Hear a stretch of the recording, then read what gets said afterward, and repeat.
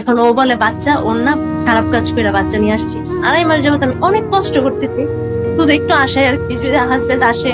আমি এটাও বলছি যে তুমি তাহলে ডিএনএ টেস্ট করাও। এখন অনার্স 4th ইয়ারে পড়তেছি। আমার সাথে আমাদের বাড়ির মালিকের ছেলের একটা পরিচয় হয় আর কি। তো আমরা যে বাসায় থাকি, উনি তো যেহেতু আমাদের উপরে থাকে, তো আমার দরজার সামনে একটা ফুল পাই আর কি, গোলাপ ফুল। তো আমি তখন ওনাকে নক করি যে ভাইয়া এখানে তো গোলাপ ফুল ছিল, এখন এটার কি সিসি ক্যামেরায় দেখা যাবে, কে রেখে গেছে? তখন উনি বলতেছিল যে না, সিসি ক্যামেরায় তো আসে নাই, কে রেখে গেছে বা এরকম। ওনার সাথে তখন আমার প্রথম আস্তে আস্তে কথা হয়। তো আস্তে আস্তে ওনার সাথে আমার একটা ভালো বন্ডিং হয়। আর আমার এরকম হয়ে গেছিল, ওনাকে দেখার পর বা ওনার সাথে মিশার পর আমার একটা থাকে না, মানুষের খায়েশ থাকে যে অমুকের বিয়ে করবো, তমুকের এটা। তখন আমার এই জিনিসটা কাজ করতেছিল আর কি। মানে আপনি ওই মালিকের ছেলেকে বিয়ে করতে চাচ্ছিলেন? হ্যাঁ, বিয়ে করতে যাচ্ছিলাম। তো উনি আমাকে বললো যে আসলে আমি আপনার পছন্দ করি বা এটা সেটা, বিয়ে করতে চাই। পরে রাজি হইলাম এক সময়। পরবর্তীতে ওনার সাথে আমার বিয়ে হয়, কোর্টে হয়। আমি তো জানি কোর্ট ম্যারেজ হয়েছে, উনি আমার থেকে ছবি টবি সব নিছে। নেওয়ার পরে ইসলামে ওইখানে আমার সিগনেচার, ওনার সিগনেচার সবকিছু নিছে। 5 লাখ টাকা কাবিনে বিয়ে করছে, এগুলো সব উল্লেখ ছিল, আমি সবটা পড়ছি। পড়ার পরে আমি সিগনেচার করলাম। করার পরে উনার ওইখানে আমি বললাম যে না, এখন তো বিয়ে হয় না, এটা তো বিয়ে না। তো এখানে কোর্টের পাশে মাদ্রাসা ছিল, ওইখানে আমরা যাওয়ার পরে আমাদেরকে হুজুরে 2জন সাক্ষীর সামনে আমাদেরকে কবুল করাইছে। উনি ওনার বাসায় চলে গেছে, আর আমি যেখানে পড়াশোনা করি আমি ওইখানেই ছিলাম। আপনি কি হোস্টেলে থাকতেন? হ্যাঁ ভাই, আমি হোস্টেলে থাকতাম। তো উনি ওই দিক দিয়ে ওনার প্ল্যান করছে বাসায়, কোন বাসায় থাকবে, ওনার বাসায় তো রাখবে না, অন্য একটা ফ্রেন্ডের বাসায় রাখবে। মার্কেট টার্গেট করছে। তো আমি হোস্টেল থেকে আমি বের হয়েছি, সিএনজি তে উঠি। আমি তখন আমার যে হাজবেন্ডের সাথে বিয়ে হয়েছে, ওই হাজবেন্ড যেখানে বাসা ঠিক করছে ওইখানে আসতেছিলাম। আসার সময় আমি অ্যাক্সিডেন্ট করছি আর কি। করার পরে আমি তো হসপিটালে, সে জানে না, সে সব প্রিপারেশন নিয়ে রাখছে। পরে ওই দিন রাতেই হয়তো জানতে পারে যে আমি অ্যাক্সিডেন্ট করছি। তো আমি খুব বাজে অবস্থায় অ্যাক্সিডেন্ট করছি না, আমার ডান পাশ পুরোটা প্যারালাইজ হয়ে গেছিল, আমার হাত পা কোমর। তো তখন আমাকে তো আমার আম্মা আব্বু বাসায় নিয়ে এসে পড়ছে। তখন আর আমি আমার হাজবেন্ডের সাথে থাকতে পারি নাই বা যাইতে পারি নাই। মানে আমি এই 3 মাস একদম বেডে ছিলাম। তখন পর্যন্ত আপনার বাবা মা কিছু জানে না যে আপনি বিয়ে করে ফেলেছেন বা এইসব কিছু জানে না?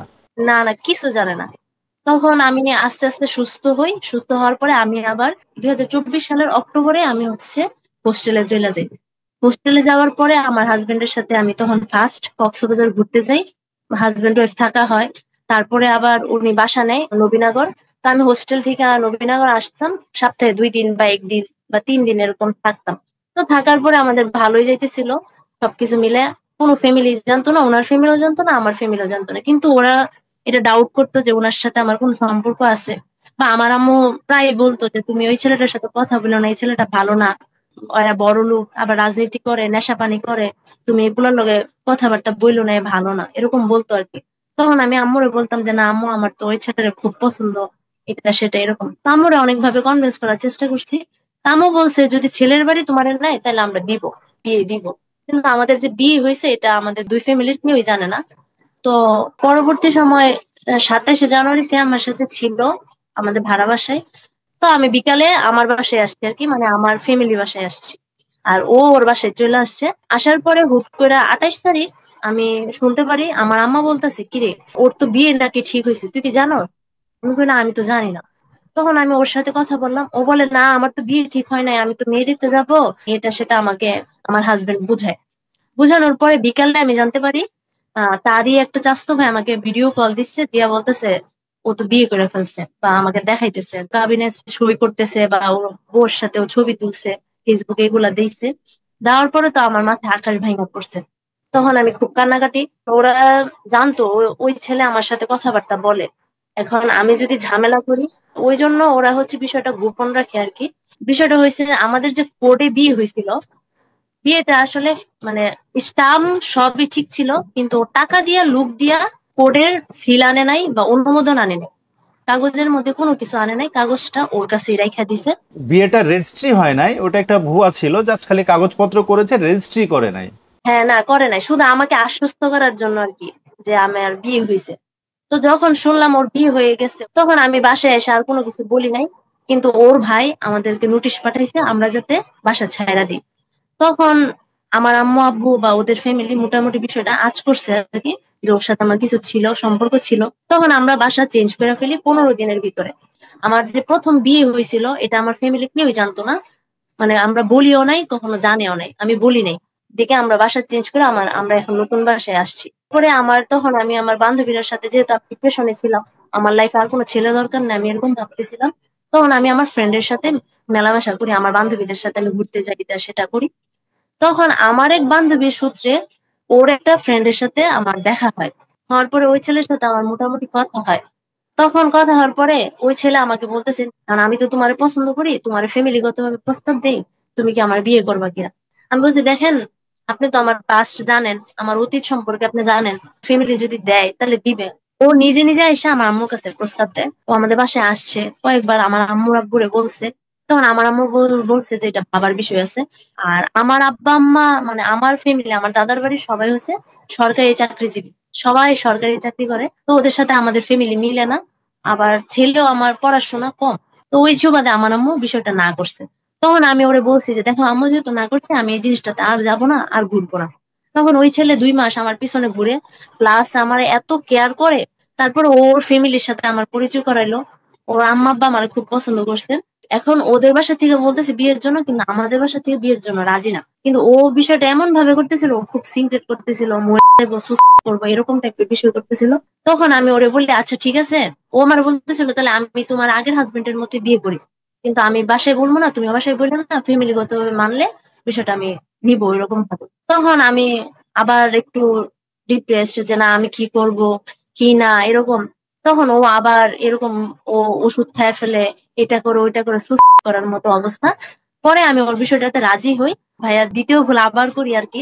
এত বড় ভুল হওয়ার পরও আপনার সেই শিক্ষাটা আপনি পান নাই, আপনি শিক্ষাটা নিতে পারেন নাই, আপনি আবারও সে একই কাজ করলেন। হ্যাঁ, কি কাজ করছে আবার। আমি 2025 সালে 28শে মার্চ 3 লাখ টাকা কাবিনে বিয়ে করি। পরে আমি হোস্টেলে যাই। হোস্টেল থেকে ও আবার বলতেছিল তাহলে আমরা ঘুরতে যাব, এটা সেটা। তখন ও আমাকে কনভিন্স করা শুরু করলো। তো আমি আবার আচ্ছা রাজি হইলাম। তো আমরা আবার কক্সবাজার গেলাম। তো ওইখানে আমরা 3 দিন ছিলাম। ওইখানে যেদিন আমরা যাইতেছিলাম ওই দিন আমার ফার্স্ট হাজবেন্ড আমাকে কল দিতেছিল। মানে ও কোথাও থেকে হয়তো জানছে, ফোন দিতে থাকে, জ্বালাইতে থাকে। তখন আমি যখন কক্সবাজার আমার দ্বিতীয় হাজবেন্ডের সাথে যাই, তখন বিষয়টা নিতে পারে নাই। ও খুব বাজে ভাবে সিনক্রেট করে, ও গেঞ্জি মেঞ্জি ছিঁড়া ফেলে। সিনক্রেট করার পরে আমি ওরে বুঝাইলাম, নর্মাল করলাম। পরে আমরা বুঝাই টুঝে আমরা বাসায় চলে আসি, নবীনগর আইসা পড়ি আর কি। কক্সবাজার থেকে আমরা নবীনগর আসি। আসার পরে আমি পরীক্ষা দিতে যাই, যেহেতু আমার পরীক্ষা শুরু অনার্সের 3rd ইয়ার। তো আমি পরীক্ষা দিতে যাই। যাওয়ার পরে প্রথম হাজবেন্ডের সাথে আমার দ্বিতীয় হাজবেন্ড ও যোগাযোগ করে আর কি, দেখা করে, কথা বলে। তখন আমার প্রথম হাজবেন্ড ওরে অনেক, যেহেতু রাজনীতি করে, অনেক দাপটশালী। প্রথম হাজবেন্ড ওরে অনেক, আমার দ্বিতীয় হাজবেন্ড অনেক মানে বকাবকি করছে, তোরে মাইরা ফেলবো, এই করবো, তুই জানোস না আমার বউ, এরকম অনেক কি ওদের মধ্যে সিনক্রেট হয়েছে। হওয়ার পরে আমি আমার দ্বিতীয় হাজবেন্ডে বকছি যে, তুমি কেন ওর সাথে কথা বলো, ওর সাথে আমার ঝামেলা, তোমার ঝামেলা না, তুমি কেন এই ঝামেলাটার মধ্যে করতে গেছো, ও ফোন দেয়, বিরক্ত করে, তুমি এটা নিয়ে আসলে ঝামেলা করো না। কিন্তু আমার দ্বিতীয় হাজবেন্ড এটা মানে নাই। সে অনবরত আমার প্রথম হাজবেন্ডের সাথে কথা বলছে। ইনফ্যাক্ট তখন আমার প্রথম হাজবেন্ড আমার দ্বিতীয় হাজবেন্ডের অনেক কিছু বলছে, এটা সেটা, মানে খুবই বাজে কথা, নোংরা কথা, ওরে জেলাসি করে, তো অনেক কিছু বলছে আর কি। তখন আমার দ্বিতীয় হাজবেন্ড আমার সাথে আইসা এসে ঝগড়া করছে। এক পর্যায়ে এমন ঝগড়া হয়, তখন আমি বলছি আমার ঝগড়ার দরকার নেই, প্রথম হাজবেন্ডের সাথে সংসার হয় নাই, তোমার সাথে হবে না, থাক, তোমার সাথে ঝামেলা টুমেলা করার দরকার নেই। তুমি আমার ডিভোর্স দিলে দিয়া দাও, সংসার না করলে দরকার নেই। তুমি যদি আমার না রাখতে পারো, তুমি আমাকে ডিভোর্স দিয়ে দিতে পারো, কোনো সমস্যা নেই। তখন ও পরের দিন যায়, যাওয়ার পরে আমাকে হোস্টেলে সবার সামনে চরম ভাবে রাস্তায় মারে, মানে বেধড়ক মারামারি, মারাধর করে, তা বলার বাহিরে।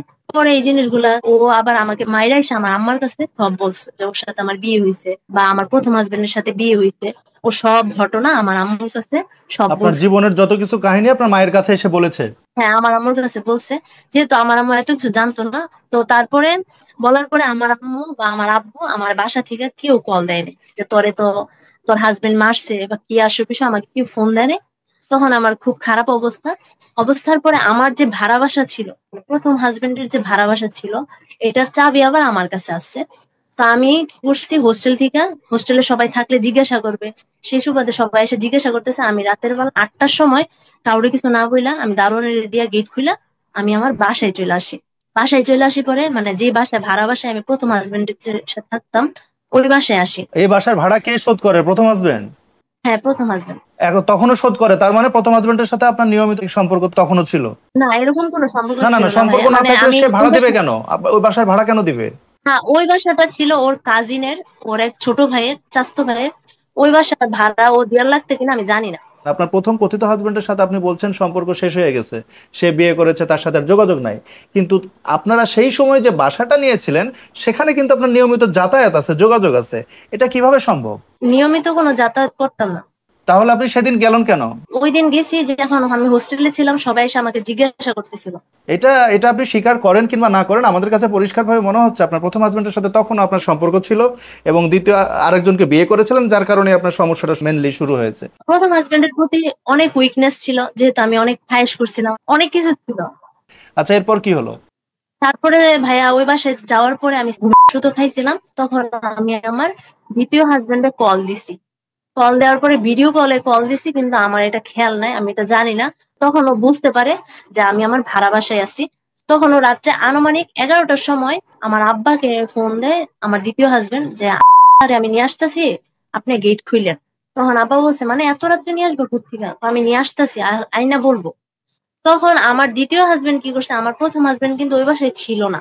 আমার দ্বিতীয় হাজবেন্ড কি করছে, আমার প্রথম হাজবেন্ডের ফোন দিছে, ফোন দিয়ে ওই বাসায় আনাইছে। আনানোর পরে ওরা ওরা ঝামেলা করছে না কি করছে এগুলো আমার কিছু মনে নাই, কারণ আমি তখন একদম সেন্সলেস, আমি তখন সুতো খাইছিলাম। আমি আসলে এগুলা কিছু বলতেও পারি না।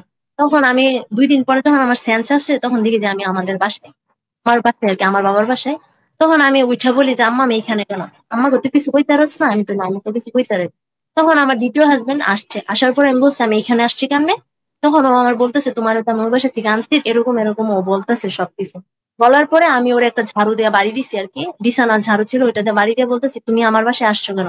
তুমি আমারে মারছো, তুমি আবার আমার বাড়িতে আইছো কেন? তুমি না কইছো আমার লগে থাকবা না? পরে ওর সাথে আমার ফ্যামিলিগত ভাবে অনেক ঝামেলা হয়। তখন আমি 30শে জুন আমার ডিভোর্সের কাগজ ওদের বাসায় দিছি। এখন দেওয়ার পরে, ডিভোর্স হওয়ার পরে আমার দ্বিতীয় হাজবেন্ড আবার আমার সাথে যোগাযোগ করে, মাফ চায়, বলে যে আমি যা করছি ভুল করছি, মাফ করে দাও, এটা সেটা তোমারে মারছি। এখন আমার দ্বিতীয় যে হাজবেন্ডের, ওর বেবি কনসেপ্ট আর কি, আমি যেটা আমি ডিভোর্সের পরে জানতে পারি আর কি। আপনি এখন কয় মাসের প্রেগন্যান্ট? 11 সপ্তাহ 5 দিন, 2 মাস হয়ে গেছে তো আমি ডিভোর্স দিছি। তো সেকেন্ড হাজবেন্ড, এখন আমি অনেকভাবে চেষ্টা করছি, আবার ফ্যামিলিগত ভাবে চেষ্টা করছি। এখন ও বলে বাচ্চা ওর না, ওর আম্মা আব্বা সবাই বলে যে আমি অন্য বাড়িদের সাথে থাইকা বাচ্চা নিয়ে আসছি আর কি। খারাপ কাজ করে বাচ্চা নিয়ে আসছি। এখন আমি দ্বিতীয় হাজবেন্ডে ফোর্স করতেছি যে বাচ্চা ওর, বা এরকম আর কি। এই জিনিসটার জন্য মূলত আমি লাইফে অনেক কিছু করছি, অনেক ভুল করছি। এই বাচ্চাটার জন্য আমি এখন আপনাদের সাথে কথা বলা বা আপনাদের সামনে আসা আর কি। বা আমি আজকে 2 মাস, 2.5 মাস যাবত আমি অনেক কষ্ট করতেছি, শুধু একটু আশায় আর কি, যদি হাজবেন্ড আসে একটু কথা বলে। আমি এটাও বলছি যে তুমি তাহলে ডিএনএ টেস্ট করাও, তুমি এটা করো। আমার হাজবেন্ডে তো নিবেই না, এখন কত হয়েছে বাচ্চা ওর না। আজকের গল্পটা শুধু একটা মেয়ের নয়, এটা আমাদের সমাজের কঠিন বাস্তবতা। প্রেম, তারপর একা একা বিয়ে, সেখানেই ছিল তার সবচেয়ে বড় ভুল। পরিবারকে না জানিয়ে আইনের বাইরে গিয়ে নেওয়া সিদ্ধান্তের পরিণতি হয় ভয়াবহ। প্রথম স্বামী ছেড়ে যায়, দ্বিতীয় সম্পর্কেও প্রতারণা। এখন মা হতে চলেছে, অথচ স্বামী দায়িত্ব নিতে রাজি নয়। ভুল শুধু ছেলেদের নয়, মেয়েটিরও আছে। সম্পর্ক বা বিয়ে কখনো একা একা নয়। পরিবার, সমাজ আর আইনের আশ্রয় ছাড়া নেওয়া সিদ্ধান্ত একদিন জীবনকে ধ্বংস করে দেয়। এখানে একটা বিষয় মনে রাখা জরুরি। একজন নারী যখন গর্ভবতী থাকেন, তখন ডিভোর্স বা তালাক সঙ্গে সঙ্গে কার্যকর হয় না। আইনের দৃষ্টিতে সন্তানের জন্ম না হওয়া পর্যন্ত তালাক কার্যকর হবে না। তাই এ মেয়েটির এখনই উচিত আইনের আশ্রয় নেওয়া, যাতে তার অনাগত সন্তানের ভবিষ্যৎ সুরক্ষিত হয়। আমাদের পরামর্শ, আর কোনো ভুল নয়, সন্তানের ভবিষ্যতের জন্য আইনের সাহায্য নিন, কারণ দায়িত্ব এড়িয়ে যাওয়া অপরাধ, আর এর বিচার আইনেই করতে পারে। এখান থেকেই চরম একটা শিক্ষা, লুকিয়ে বা একা একা বিয়ে নয়, পরিবার ও আইনকে সঙ্গে নিয়ে সঠিক পথে বিয়ে করতে হবে। ভালোবাসা শুধু আবেগ নয়, ভালোবাসা মানে দায়িত্ব, আর সেই দায়িত্বকে আইনই নিশ্চিত